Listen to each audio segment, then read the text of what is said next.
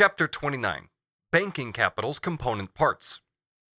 We must now take a closer look at what banking capital consists of. We have just seen how Fullerton and others transformed the distinction between money as means of circulation and money as means of payment, also as world money insofar as a grain of gold is involved, into a distinction between circulation, currency, and capital. The special role that capital plays here means that the amount of attention enlightened economics devoted to insisting that money was not capital is paralleled by this banker's economics, which tries just as assiduously to insist that money is actually capital par excellence. In the further course of our investigations, we shall show how money capital is confused in this context with moneyed capital, in the sense of interest-bearing capital, although money capital in the former sense is never more than a transitional form of capital, as distinct from its other forms, i.e. commodity capital and productive capital. Banking capital consists firstly of cash, in the form of gold or notes, secondly of securities. These latter may again be divided into two parts: commercial paper, current bills of exchange that fall due on specified dates, their discounting being the specific business of the banker, and public securities such as government bonds, treasury bills, and stocks of all kinds. In short, interest-bearing paper, which is essentially different from bills of exchange. Mortgages, too, can be included in this category.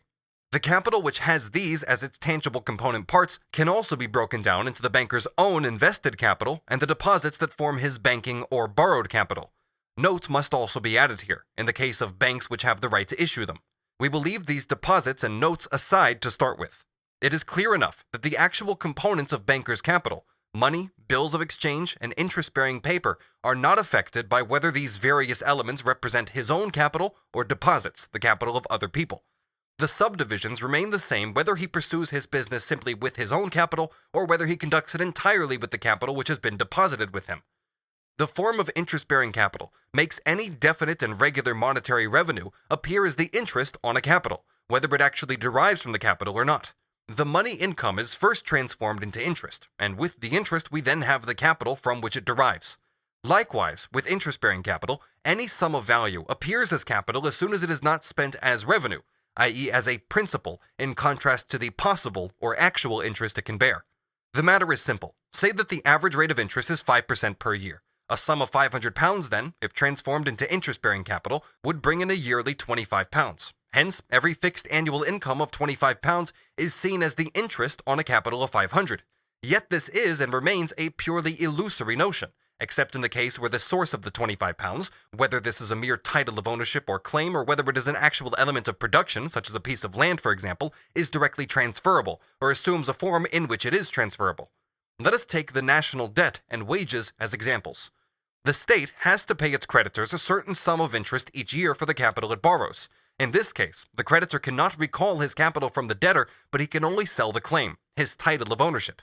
The capital itself has been consumed, spent by the state. It no longer exists. What the state's creditor possesses is firstly the state's promissory note for, say, £100, while secondly, this note gives him a claim on the state's annual revenue, i.e. the proceeds of the year's taxation to a certain amount, say £5 or 5%.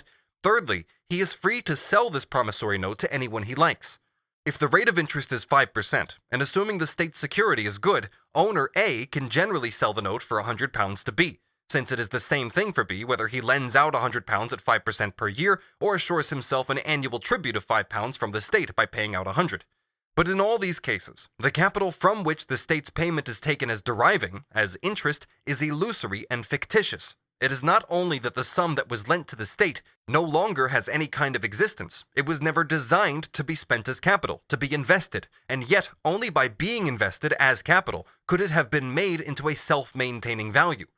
As far as the original creditor A is concerned, the share of the annual taxation he receives represents interest on his capital, just as does the share of the wealth of the spendthrift that accrues to the moneylender, but in neither case has the sum of money lent been laid out as capital. The possibility of selling the state's promissory note represents for A the potential return of his principal. As far as B is concerned, from his own private standpoint, his capital is then invested as interest-bearing capital. In actual fact, he has simply taken the place of A and bought A's claim on the state. No matter how these transactions are multiplied, the capital of the national debt remains purely fictitious, and the moment these promissory notes become unsaleable, the illusion of this capital disappears. Yet, this fictitious capital has its characteristic movement for all that, as we will see soon. Moving from the capital of the national debt, where a negative quantity appears as capital, interest-bearing capital always being the mother of every insane form, so that debts, for example, can appear as commodities in the mind of the banker, we shall now consider labor power. Here, wages are conceived as interest, and hence labor power as capital that yields this interest. If the wage for a year comes to £50, say, and the rate of interest is 5%, one annual labor power is taken as equal to a capital of £1,000. Here, the absurdity of the capitalist way of conceiving things reaches its climax, insofar as instead of deriving the valorization of capital from the exploitation of labor power, they explain the productivity of labor power by declaring that labor power itself is this mystical thing, interest-bearing capital. In the second half of the 17th century, with Petty for example, this was a favorite notion, but it is still used today in all seriousness by vulgar economists and especially by German statisticians. Unfortunately, however, two inconvenient circumstances militate against this unthinking notion. First, the worker has to work in order to receive this interest, and second, he cannot turn the capital value of his labor power into money by transferring it to someone else. Rather, the annual value of his labor power is his average annual wage, and his labor has to replace its buyer with this value itself, plus the surplus value that is its valorization. Under the slave system, the worker does have a capital value, namely his purchase price, and if he is hired out, the hirer must first pay the interest on this purchase price, and on top of this, replace the capital's annual depreciation. The formation of fictitious capital is known as capitalization. Any regular periodic income can be capitalized by reckoning it up on the basis of the average rate of interest as the sum that a capital lent out at this interest rate would yield. For example, if the annual income in question is £100 and the rate of interest 5%, then £100 is the annual interest on £2,000, and this £2,000 is then taken as the capital value of the legal ownership title to this annual 100. For the person who buys this ownership title, the annual £100 does actually represent the conversion of the capital he has invested into interest. In this way, all connection with the actual process of capital's valorization is lost, right down to the last trace, confirming the notion that capital is automatically valorized by its own powers. Even when the promissory note, the security, does not represent a purely illusory capital, as it does in the case of national debts, the capital value of this security is still pure illusion. We have already seen how the credit system produces joint stock capital. Securities purport to be ownership titles representing this capital.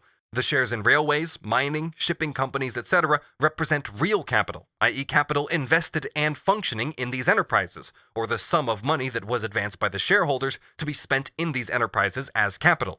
It is in no way ruled out here that these shares may be simply a fraud, but the capital does not exist twice over, once as the capital value of the ownership titles, the shares, and then again as the capital actually invested, or to be invested in the enterprises in question.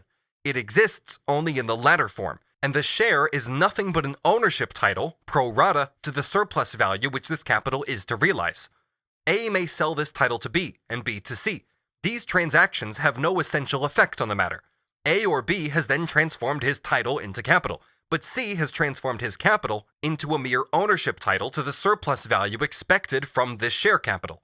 The independent movement of these ownership titles' values, not only those of government bonds but also of shares, strengthens the illusion that they constitute real capital besides the capital or claim to which they may give title. They become commodities, their prices having a specific movement and being specifically set.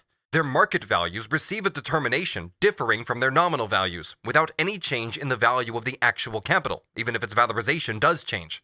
On the one hand, their market values fluctuate with the level and security of the receipts to which they give a legal title. If the nominal value of a share, i.e. the sum advance which the share originally represents, is £100, and the enterprise yields 10% instead of 5%, its market value rises, other circumstances being equal, since when capitalized at 5%, it now represents a fictitious capital of £200. Someone who buys it for £200 gets a revenue of 5% on his capital investment. The opposite is the case when the revenue from the enterprise declines. The market value of these securities is partly speculative, since it is determined not just by the actual revenue, but rather by the anticipated revenue as reckoned in advance. But if we take the valorization of the actual capital to be constant, or where no such capital exists, as in the case of national debts, if we take the annual yield to be fixed by law, as well as sufficiently guaranteed, the prices of these securities rise and fall in inverse proportion to the rate of interest. If the interest rate rises from 5% to 10%, a security that ensures a yield of £5 now represents a capital of only £50. If the interest rate falls to 2.5%, the same security represents a capital of £200. Its value is always simply the capitalized yield, i.e. the yield as reckoned on an illusory capital at the existing rate of interest. In times of pressure on the money market, therefore, these securities fall in price for two reasons. First, because the interest rate rises, and second, because they are put up for sale in massive quantities to be converted into money. This fall in price occurs irrespective of whether the yield these securities ensure for their owner is constant, as in the case of government bonds, or whether the valorization of the real capital that they represent may be affected by the disturbance in the reproduction process, as in the case of industrial undertakings. In the latter case, we simply have a further devaluation besides that already mentioned. Once the storm is over, these securities rise again to their former level, insofar as the undertakings they represent have not come to grief and are not fraudulent. Their depreciation in a crisis is a powerful means of centralizing money wealth. Insofar as the rise or fall in value of these securities is independent of the movement in the value of the real capital that they represent, the wealth of a nation is just as great afterwards as before. Quote, the public stocks and canal and railway shares had already by the 23rd of October 1847 been depreciated in the aggregate to the amount of £114.8 million. End quote from Morris, Governor of the Bank of England, evidence in the Report on Commercial Distress, 1847-8. As long as their depreciation was not the expression of any standstill in production and in railway and canal traffic, or an abandonment of undertakings already begun, or a squandering of capital in positively worthless enterprises, the nation was not a penny poorer by the bursting of these soap bubbles of nominal money capital. All these securities actually represent nothing but accumulated claims, legal titles to future production. Their money or capital value either does not represent capital at all, as in the case of national debts, or is determined independently of the real capital value they represent. In all countries of capitalist production, there is a tremendous amount of so-called interest-bearing capital or moneyed capital in this form, and an accumulation of money capital means for the most part nothing more than an accumulation of these claims to production and an accumulation of the market price of these claims, of their illusory capital value. One portion of bankers' capital is invested in these so-called interest-bearing securities. This is actually part of the reserve capital and does not function in the banking business proper. The most important portion consists of bills of exchange, i.e. promises to pay issued by industrial capitalists or merchants. For the moneylender, these bills are interest-bearing paper, i.e. when he buys them, he deducts interest for the period that they still have to run. This is called discounting. The deduction from the face value of the bill thus depends on the rate of interest at the time. The final portion of the banker's capital consists of his money reserve in gold or notes. Deposits, unless tied up for a longer period by contract, are always at the depositor's disposal. They are in a state of perpetual flux, but if some depositors withdraw their deposits, others replace them, so that the overall average fluctuates only a little in times of normal business. The bank's reserve funds, in countries of developed capitalist production, always express the average amount of money existing as a hoard, and a part of this hoard itself consists of paper, mere drafts on gold which have no value of their own. The greater part of bankers' capital is therefore purely fictitious and consists of claims, bills of exchange, and shares, drafts on future revenues. It should not be forgotten here that this capital's money value, as represented by these papers in the banker's safe, is completely fictitious, even insofar as they are drafts on certain assured revenues, as with government securities, or ownership titles to real capital, as with shares, their money value being determined differently from the value of the actual capital that they at least partially represent, or where they represent only a claim to revenue and not capital at all, the claim to the same revenue is expressed in a constantly changing fictitious money capital. Added to this is the fact that this fictitious capital of the banker represents to a large extent not his own capital, but rather that of the public who deposit with him, whether with interest or without. Deposits are always made in money, gold or notes, or else in drafts on money, Except for the reserve fund, which contracts or expands according to the needs of actual circulation, these deposits are in fact always either in the hands of industrial capitalists and merchants, serving to discount their bills of exchange and make them advances, or else they are in the hands of dealers in securities, stockbrokers, private persons who have sold securities, or the government, in the case of treasury bills and new loans. The deposits themselves play a double role. On the one hand, as already mentioned, they are lent out as interest-bearing capital and are thus not to be found in the bank safes, figuring instead in their books as credits held by the depositors. On the other hand, they function as mere book entries of this kind insofar as the reciprocal credits of the depositors are settled by checks on their deposits and mutually cancelled, and it is completely immaterial in this connection whether the deposits are with the same banker, so that they can cancel the various accounts against one another, or whether they are with different banks, which exchange their checks on one another and simply pay the balances.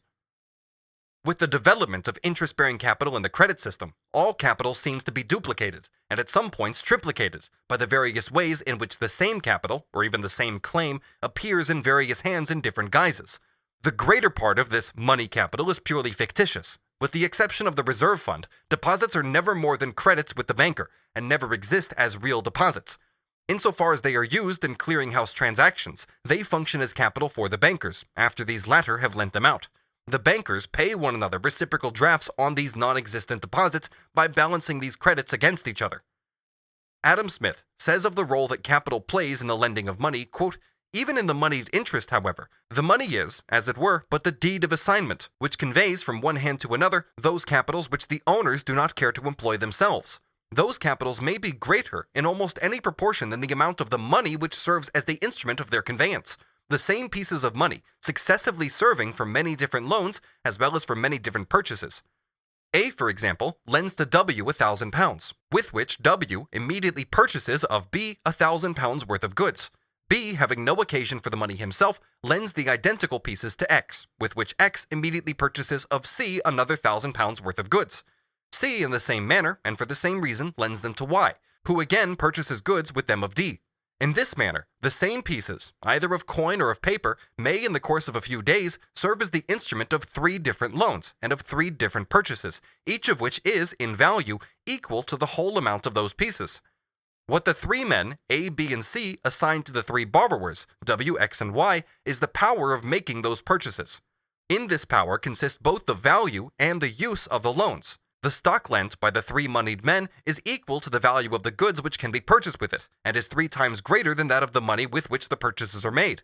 Those loans, however, may be all perfectly well secured, the goods purchased by different debtors being so employed as in due time to bring back with a profit an equal value either of coin or of paper. And as the same pieces of money can thus serve as the instrument of different loans to 3, or for the same reason to 30 times their value, so they may likewise successively serve as the instruments of repayment." End quote from Book 2, Chapter 4.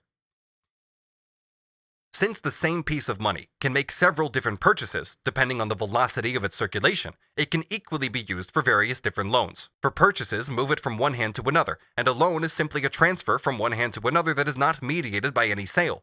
For each seller, the money represents the transformed form of his commodity. Nowadays, when every commodity is expressed as a capital value, the money in its various loans successively represents different capitals, which is simply a different way of putting the previous statement, that it can successively realize different commodity values.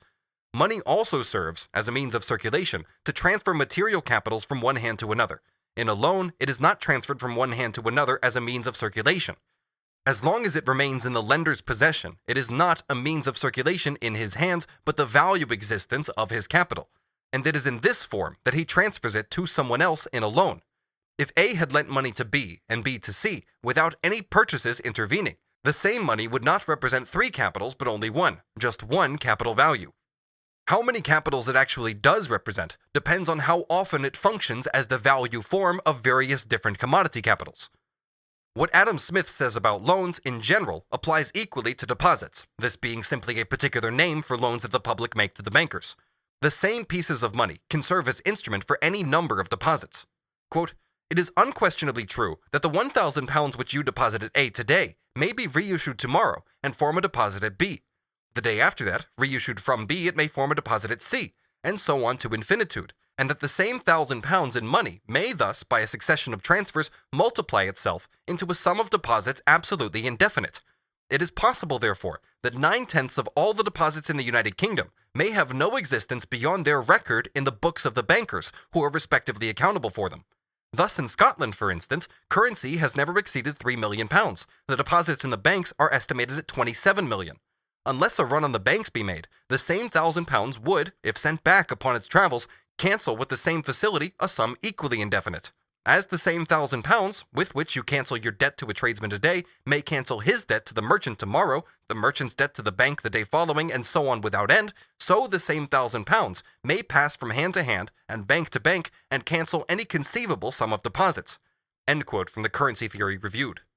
Just as everything in this credit system appears in duplicate and triplicate and is transformed into a mere phantom of the mind, so this also happens to the reserve fund, where one might finally expect to lay hold of something solid.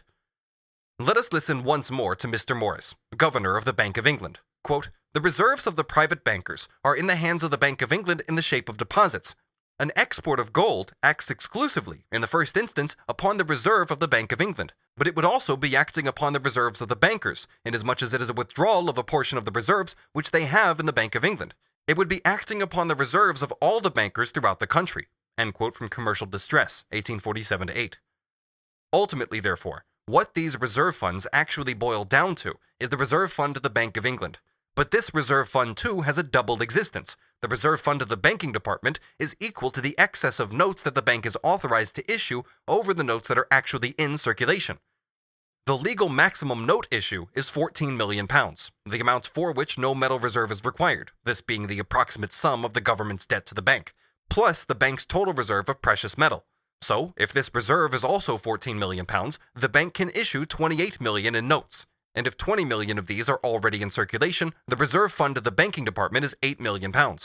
This $8 million in notes is then the legal banking capital that the bank has at its disposal, and at the same time, the reserve fund for its deposits. Should a drain of gold take place, reducing the metal reserve by £6 million, for which an equal sum in notes has to be destroyed, the banking department's reserve falls from $8 million to $2. On the one hand, the bank increases its interest rate very sharply. On the other hand, the banks which have deposited with it, as well as its other depositors, see the reserve fund for their own credits with the bank take a sharp drop.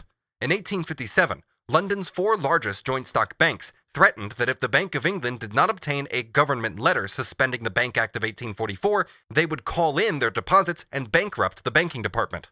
Thus, the banking department can fail to meet obligations, as in 1847, while there are still several millions in the issue department, for example 8 million in 1847, as guarantee for the convertibility of notes in circulation, though this is in turn an illusion. Quote, "That large portion of deposits, for which the bankers themselves have no immediate demand, passes into the hands of the bill brokers, who give to the banker in return commercial bills already discounted by them for persons in London and in different parts of the country as a security for the sum advanced by the banker. The bill broker is responsible to the banker for payment of this money at call, and such is the magnitude of these transactions that Mr. Neave, the present governor of the Bank of England, stated in evidence, we know that one broker had 5 million, and we were led to believe that another had between 8 and 10 million. There was one with 4, another with 3.5, and a third with above 8. I speak of deposits with the brokers." End quote from Report of the Committee on Bank Acts, 1857-8. Quote, "The London bill brokers carried on their enormous transactions without any cash reserve, relying on the runoff of their bills falling due, or in extremity, on the power of obtaining advances from the Bank of England on the security of bills under discount. 2 bill broking houses in London suspended payments in 1847. Both afterwards resumed business. In 1857, both suspended again. The liabilities of one house in 1847 were, in round numbers, £2.7 million, with a capital of £180,000. The liabilities of the same house in 1857 were £5.3 million, the capital probably not more than 1/4 of what it was in 1847. The liabilities of the other firm were between £3 million and £4 million at each period of stoppage, with a capital not exceeding £45,000. End quote from Report of Committee on Bank Acts, 1857-8.